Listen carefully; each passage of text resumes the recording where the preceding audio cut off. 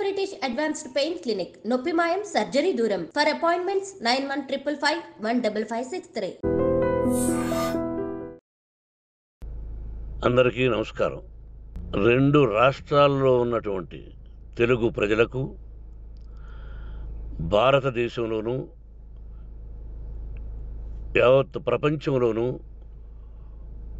ఉన్నటువంటి తెలుగు మిగతా భాషలలోని అభిమానులకు, నా శ్రేయోభిలాషులకు, ఆత్మీయులకు, ప్రజాప్రతినిధులకు, రెండు రాష్ట్రాల ముఖ్యమంత్రులకు, మీడియా ప్రతినిధులకు నా హృదయపూర్వక నమస్కారాలు. గత 4 రోజులుగా ఏమేమి జరుగుతున్నదని అందరికీ తెలుసు. ముఖ్యమంత్రులకు కూడా తెలిసి ఉంటుంది. ఎందుకంటే వాళ్ళు ఎన్నో సమస్యలతో తలమునకలై ఉంటారు. కానీ ఎవరో ఆయన పర్సనల్ సెక్రటరీస్ చెప్పుండొచ్చు. నా హృదయంలో ఉండే ఆవేదన ఏమిటంటే కుటుంబ సమస్యల్లో ఎవరైనా పర్మిషన్ లేకుండా ఇతరులు జోక్యం చేసుకోవచ్చా? మీరే ఆలోచించండి. 100కి 100% అనాల్సిన అవసరం లేదు. కనీసం 95-98% కుటుంబ సమస్యలు ఉంటూ ఉంటాయి. అంటే మేమంతా నటులం కాబట్టి మా విషయాలు, పాపులర్గా ఉన్న రాజకీయ నాయకుల విషయాలు, కొంతమంది ఉన్నవి లేనివి, లేనివి ఉన్నవి చెబుతూ ఉంటారు. చెప్పేవాడు కూడా ఆలోచించాలి, వాళ్ళ మనసులు, వాళ్ళ కుటుంబ సమస్యలు అని. ఇదంతా ప్రజలకు తెలుసు. కానీ ఎందుకులే మన పనులు మనం చేసుకుందాం అని అందరూ సైలెంట్గా ఉన్నారు. ఇప్పుడు ప్రజలకు కూడా, కొంతమంది రాజకీయ నాయకులు కూడా ఆలోచించుకోవాల్సిన విషయం. విజువల్స్ చూడండి, టీవీల్లో వస్తున్నాయి, సోషల్ మీడియాలో వస్తుంది. రాత్రి 8 గంటలకు గేటు తోసుకుని నా బిడ్డ మనోజ్ కుమార్ వచ్చాడు. అది రైటా రాంగా పర్సనల్ విషయం, తర్వాత మాడుకోవచ్చు. పత్రికాధిపతులు, అది పత్రికా సోదరులు 4 రోజుల నుంచి నా ఇంటి ముందు మనుషులను పెట్టుకుని, వ్యాన్లు పెట్టుకుని అలా ఉండడం ఎంతవరకు న్యాయం? నేను అప్పటికీ బయట పోతున్నప్పుడు చెప్పాను, అందరికీ నమస్కారం అయ్యా, మీకు కుటుంబ సభ్యులు ఉన్నారు, దయచేసి నా సమస్యను నేనే పరిష్కరించుకుంటాను నా బిడ్డలతో, దీన్ని చిలవలు పలవలు చేయొద్దండి, దయచేసి నన్ను గౌరవించండి, నేను ప్రజలకు ఏం చేస్తున్నాను ఒక విద్య ద్వారా అనేది మీకు తెలుసు, నటుడిగా మీ అందరికీ తెలుసు, ఒక రాజ్యసభ సభ్యుడిగా మీకు తెలుసు, ఎంత క్లీన్ చిట్టుతో వచ్చానో రాజ్యసభ సభ్యుడిగా. నా హృదయంలో ఉండే ఆవేదన చెప్పనలవే కాదు, మీకే చెప్పాలి. ఈ రోజున ఈ మీడియా సోదరులు ఎంత కల్పితాలు, ఎంత నెగటివిటీ నన్ను గురించి చెప్తున్నారో మీ అందరికీ తెలుసు. దానికి నేను బాధపడడం లేదు. మీరు ముఖ్యంగా తెలుసుకోవాల్సింది, రాత్రుల్లో గేటు తోసుకుని, గేటు పగలగొట్టి పర్మిషన్ లేకుండా ఎవరైనా రావచ్చా? మీరే చెప్పండి. వచ్చిన వాళ్ళు అందరూ మీడియా సోదరులా, లేకపోతే ఇంకెవరైనా నా మీద పగ, రాగద్వేషాలతో ఏదో ఒక ఛానల్ చేతులు పెట్టుకుని అలా వచ్చి ఉంటారేమో సందేహం. కానీ వాళ్లను కొట్టాలని, తిట్టాలని మనసా వాచ దైవసాక్షిగా నేను అలా ఆలోచించేవాడిని కాదు. ఎందుకు వాళ్ళు ఉద్యోగస్తులు, నేను కూడా ఉద్యోగస్తునే, అందరూ కూలివాళ్ళం. భగవంతుడు ఇస్తుంటాడు మనకు కూలి. ఎవరికి ఏమిటి అనేది ఆయన నిర్ణయిస్తాడు. ఇది మీ అందరికీ తెలుసు. వాళ్లకు నేను చెప్పినా వినకుండా ముందు నమస్కారం పెట్టాను.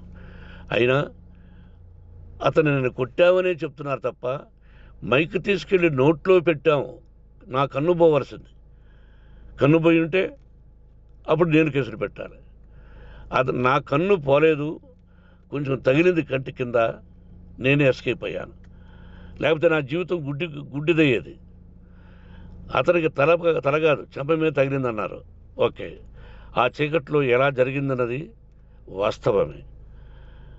మైకు లాక్కోవడం, వాడు నన్ను కేకలేయడం, ఆ దీనిలో ఘర్షణ జరిగింది. నేను కొట్టిన దెబ్బ అతనికి తగిలింది అన్నారు.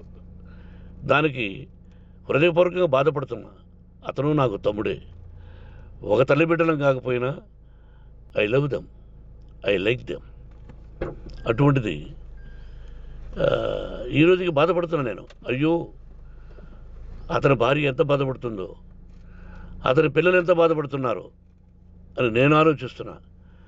మరి నేనెంత ఆవేదనకు గురి హాస్పిటల్లో అయ్యానో. నటించింది సినిమాలో నటిస్తాను తప్ప నిజ జీవితంలో నటించాల్సిన అవసరం లేదు. నాకున్నది ఒకటి ధైర్యం, సాహసం. నీతిగా, న్యాయంగా, ధర్మంగా బ్రతకాలన్నది నా ఆలోచన. ఎందుకు కొట్టాలి? గేటు బయటుండి నేనేమైనా అసభ్యకరంగా వాళ్ళని కొట్టుంటే డెఫినెట్గా నా మీద 50 కేసులు కాదు 100 కేసులు పెట్టి నన్ను అరెస్ట్ చేయొచ్చు. లేకపోతే నేనే పోలీస్ స్టేషన్కి పోయి, అయ్యా, ఆవేశంలో నా ఇంటి బయట ఉన్న వాళ్ళను కొట్టాను, నాది తప్పే అని పోలీస్ స్టేషన్కి ధైర్యంగా పెడతాను. కానీ ఇంటి లోపలికి వచ్చి నా ఏకాగ్రతను, నా మనశ్శాంతిని భగ్నం చేశాడు. ఆల్రెడీ నా బిడ్డ చేస్తున్నాడు. అయినా నీ కన్నబిడ్డ, ఎప్పటికీ నీ కన్నబిడ్డే. ఏదో ఒక రోజున న్యాయం జరుగుతుంది, మేము కూర్చొని మాట్లాడుకుంటాం. దీనికి మధ్యవర్తులు అక్కర్లే. కుటుంబ సమస్యలకు బయట వాళ్ళని పిలిపించి ఇలా చేయండి, మీరు ఇలా మాట్లాడండి అని చెప్పక్కర్లే. కట్టుబట్టలతో మద్రాసుకు వెళ్ళేవాడిని. ఆల్రెడీ మీకు చెప్పాను. పైసా లేకుండా కట్టుబట్టలతో, చెప్పులు సగం కింద అరిగిపోయి అలా వెళ్ళినవాడిని. మా తల్లిదండ్రులు అద్భుతమైన జన్మను ప్రసాదించారు. ఒక్క పైసా ఇవ్వాల.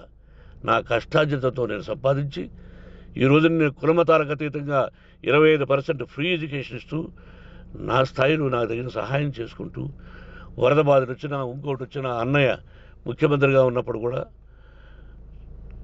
ఎన్నో చేశాను. బట్ అవి మర్చిపోయి ఈరోజు కొట్టింది మాట్లాడుతున్నారు. ప్రజాప్రతినిధులారా, నా అభిమానులారా, తెలుగు ప్రజలారా, తమిళ, మలయాళం, కన్నడ అభిమానులారా, ఆలోచించండి. నేను చేసినది తప్పు, కొట్టినది తప్పు. ఏ సందర్భంలో కొట్టాల్సి వచ్చింది? మీ ఇంటికి దూరితే ఒప్పుకుంటారా? మీ ఏకాగ్రతను భగ్నం చేస్తే ఒప్పుకుంటారా? మీరే ఆలోచించండి. న్యాయాధిపతులు కానీ, ప్రజాప్రతినిధులు కానీ, అభిమానులు కానీ, వ్యాపారస్తులు కానీ, ఇదే మీడియా ప్రతినిధులు కూడా వాళ్ళ ఇళ్ళలోకి ఎవరైనా దూరి, మన గురించి ఇలా రాశావు అని ఆ ఇళ్ళల్లోకి ఒక 10 మంది వెళితే వాళ్ళు దండం పెట్టి పంపిస్తారా? ఏం చేస్తారు చెప్పండి? మీకు టీవీలు ఉన్నాయి, మాకు టీవీలు లేవు. నేను కూడా రేపు టీవీ పెట్టచ్చు. అది కాదు గొప్ప. నా హృదయపూర్వకంగా చెప్తున్నా, అతని మనసును బాధ పెట్టినా, అతను గాయమైన దానికి చాలా చింతిస్తున్నాను. చింతించే లాభం ఏమిటండి అంటే, మరి ఏం చేయాలి? మీరు చేసిందేంటి? మళ్ళీ చెప్తున్నా, అసలు అతను నిజంగా జర్నలిస్టా కాదా అని ఆ చీకట్లో నాకు ఎలా తెలుస్తుంది? టీవీ 9 అని నాకు ఎలా తెలుస్తుంది? ఏదో ఒక కంటి మీదకి ఒక మైక్ వచ్చింది, దానికి అబక్కం లాక్కున్నాను. ఇది వాస్తవమే, అసత్యం కాదు. అది టీవీ 9, ఆ టీవీ 9 మైక్నే లాక్కోవాలి. అది ఏంటండి? నేనేమన్నా మూర్ఖుడినా? వాళ్ళందరూ నాకు కావలసిన వాళ్ళే. ఈ రోజున ఆ రజనీకాంత్, అతను కూడా ఎన్నో ఫోన్లు నేను చాలా సందర్భాల్లో మాట్లాడున్నాను. ఇట్స్ లైక్ మై సన్నా, లేకపోతే బ్రదరా, అలా ఉంటాం.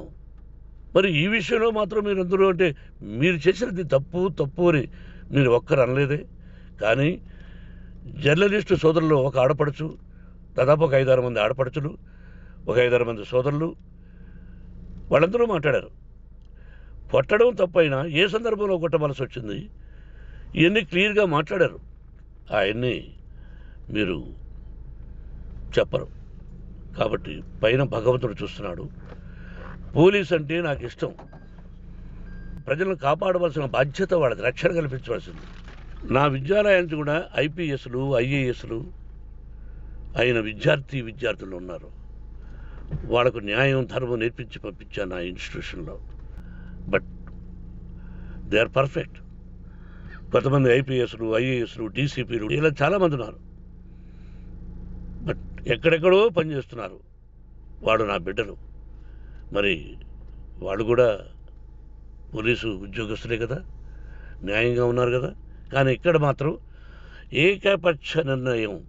ఏమి చేస్తున్నారో మీరే ప్రజలారా చూడండి, ఆలోచించండి.